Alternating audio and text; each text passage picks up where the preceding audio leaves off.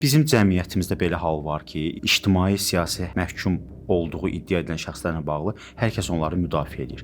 Hər kəs onların müdafiəsinə qalır. Beynəlxalq təşkilatlar, yerli təşkilatlar, hüquq müdafiəçisi. Amma bir də bir təbəqə məhkum, təqsirləndirilən var ki, onlar siyasi, ictimai deyil, sadə insanlardır və haqsızlığa məruz qalıblar. Hesab edirəm ki, bunlardan bir kateqoriya insanlar da narkomanlardır. Narkomanlar xəstədirlər və məcburi müalicəyə ehtiyacları var. Narkotik cinayətlərində hesab edirəm ki, satış ittihamı ilə ittiham olunan narkomanların heç də az olmayan qismi sadəcə istifadəçidirlər. Lakin təcrübədə satışla bağlı ittihamla məruz qalırlar və bu hətta məhkəmələr tərəfindən də təsdiq olunmur. Düzdür, son vaxtlar bunun fərqli bəraət hökmlərində şahid oluruq. Şəxs narkotik istifadəçisi olduğu, müalicəyə ehtiyacı olduğunu bildirir, lakin satışla bağlı ittiham verir. İnsanda belə bir vəkil olaraq məndə belə bir təəssürat yaranır ki, bütün narkomanları uzun müddətə həbs edirlər ki, sağalsın. Halbuki fikrimcə bundan qurtulmağın bir neçə yolu var. Bunlardan biri də məcburi müalicə müəssisələrinin sayını artırmaq olardı.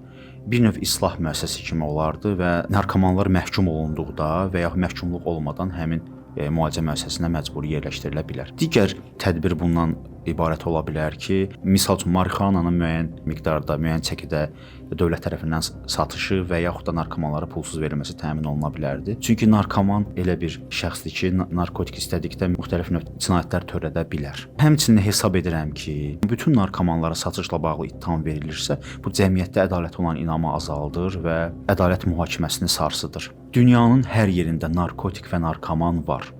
Həmişə olacaq.